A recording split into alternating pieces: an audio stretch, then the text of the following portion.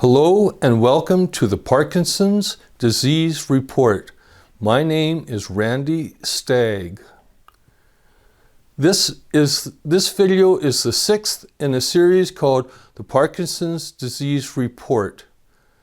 My friend Gary Johnson was diagnosed with Parkinson's in 2018. The series revolves around his experiences and the knowledge he acquires through research. Gary and his wife recently received a notice that they were being evicted from their rented house that they had called home for 9 years. Gary discusses the challenges this presents for a person with Parkinson's disease. They received their eviction notice on September 17th, 2025. Gary shares the emotional roller coaster as they come to terms with the eviction. They reached out to the Together Against Poverty Society, which is known as TAPS, to clarify that their eviction notice was legal. TAPS said the paperwork was all in order.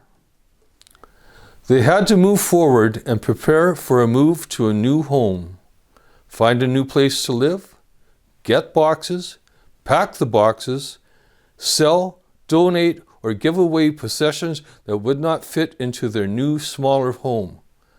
They also had to find and book a moving company. In this video, Gary explains how Parkinson's disease adds an extra challenge to the move.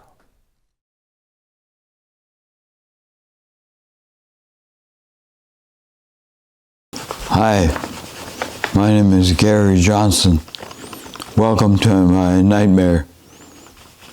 September the 17th was a very dark day. That's why I found this End of Tenancy Act notice in the mailbox.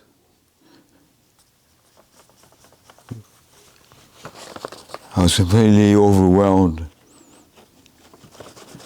After 9 years of renting and paying all the bills and never missing a rent check, I get this from the landlady. It says that we got 3 months to move out and can move out at New Year's Day. I was completely overwhelmed. This is a 4-bedroom house with tons of stuff in it.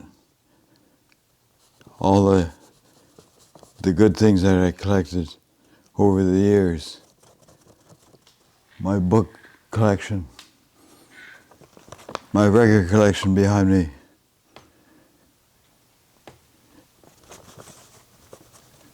And that's the way it is. My wife and I are slightly disabled. I've got advanced Parkinson's disease, and I can't stand up and walk 10 feet without the prospect of falling down. My wife, Louise, she is slightly blind, and with a bum leg. She's hobbling and in pain when she walks. We contacted the woman down below, and she had a notice just like this, so she's got to move out too. Apparently the landlady wants to move in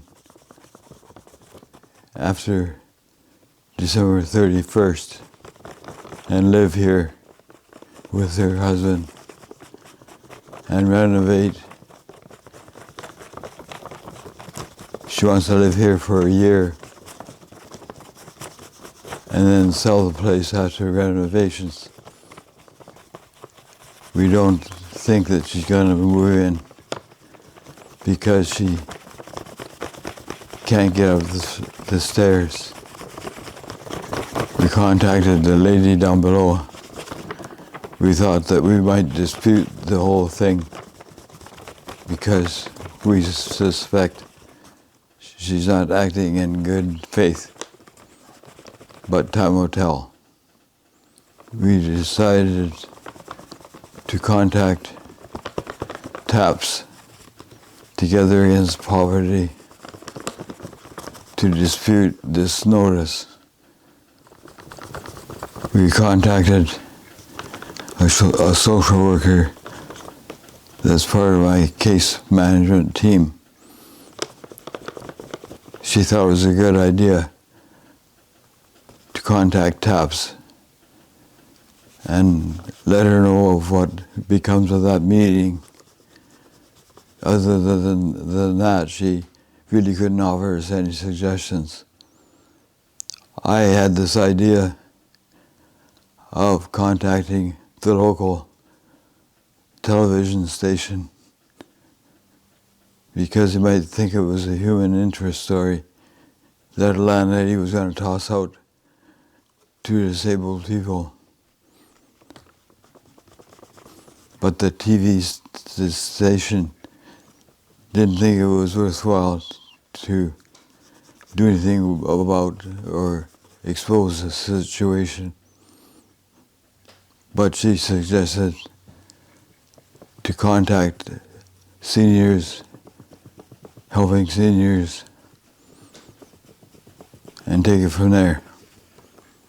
But they weren't available with every phone call. So we thought we better get going on the computer to watch for anything coming up. And as it happened, there was a couple of things, but they were very expensive. My wife went to TAP's office to see if they could help us. They looked at the notice and said it looks like everything is in order the way they put it together. So the best they could do was to see if they could convince the landlady for an extension so that we could stay longer than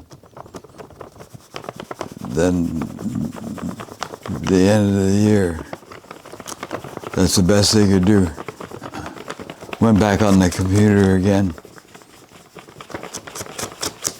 and we found a place close by. It was a much smaller place and more expensive, but we decided that our backs are against the wall, so we better contact the people and see if it's available, because it was so close and Louise can't drive, so it was close to stores, so it was attractive enough for her to go see. And I jumped on the phone, or jumped on the computer to see if anybody had any boxes.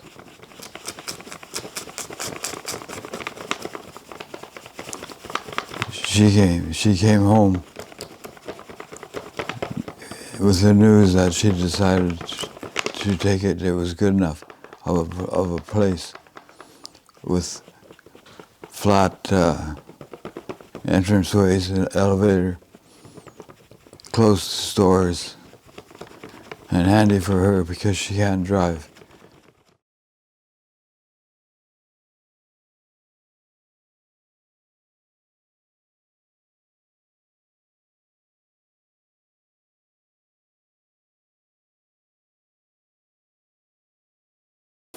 I found somebody with boxes on the internet. He said he could deliver them. Well, they were all delivered. These are all the boxes that he had. And now we have lots and lots of boxes. What are we going to do with all these boxes? we contacted a mover, and he came and gave an estimate. He said, "We're a little disabled. Is there a chance that you could pack it for us, pack all the stuff?" And he says that's possible, but it's going to cost. He gave an estimate, and it was quite pricey to have somebody pack. I got a good friend who lives in the city. He's quite a savior. He arrived on last Saturday, and helped us move. We thought we better get all the stuff that we have to give away. We have to give it away because the new place is going to be somewhat smaller than our 4-bedroom place. Anyway, our friend, he spent all day moving the stuff that we have to give it away. That's where we are now. Our back's against the wall. We contacted everybody we could contact, and basically they said, "You're on your own." So we're going to roll up our sleeves and do it one way or the other. It's a bit of a nightmare, but we're going to get through it. Our garage is full of stuff, some of it very dear stuff that we have to give away because there's no more room. There's no room in the new place for it. That's just the stuff that we got to give away. The stuff that's left, we have to move. This is the stage we're at now with all these boxes. We'll keep you posted on our journey from this big place that we lived in to this small apartment that we're going to move to because we have to. We don't think that the woman that is our landlady is acting in good faith. We have neighbors around to take a look to see if she's actually going to live here. And she has to.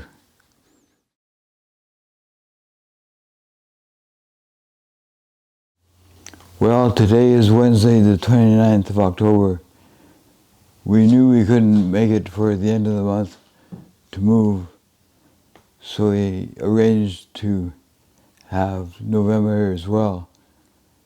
And as it turns out, we booked the moving company for November the 18th. It's been a hectic bunch of days leading up to now. I haven't had a day off. Moving is such a pain in the butt.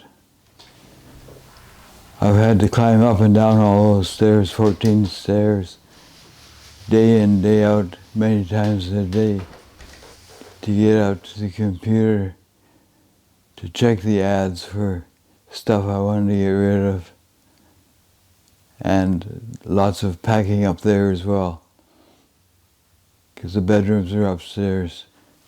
Many things I've had to give away because there just isn't any room for the new place to store them. So we've had to fill up the garage with many, many things that I've collected over the years. And I'd like to thank the Victor Volunteer Committee for sending us volunteers to empty the garage and bring them to the Salvation Army. It's been a godsend. It's been really interesting putting ads on the internet because I've met some really good people come by. I've had to give things away pretty much for a song, but I just had to get rid of them. But I've met people who are really nice and Oddly enough, there were some people that know people that I know. And so we had some interesting conversations. We've set up a bunch of boxes again in the garage to take to Salvation Army. There's a guy who's a volunteer.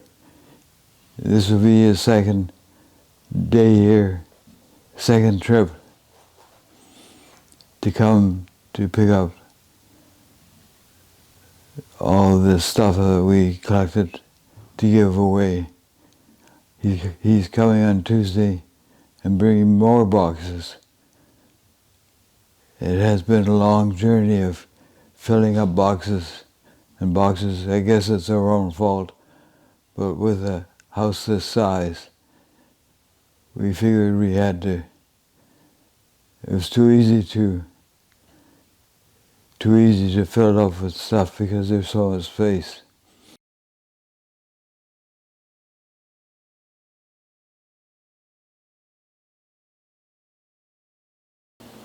On a Tuesday, the movers came, packed up what we had ready for them, moved it onto the truck.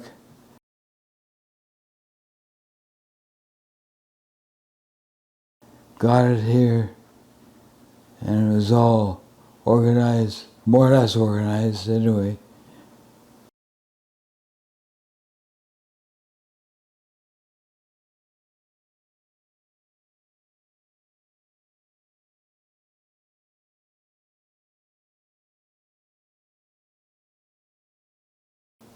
And here we are.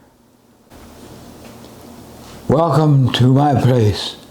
There certainly was times when I thought I'd never get here. It was a long haul.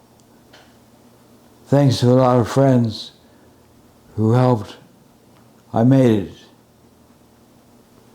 This is my new world. It's just a fraction of the size of what I had left. But there's no stairs, and that's a good thing.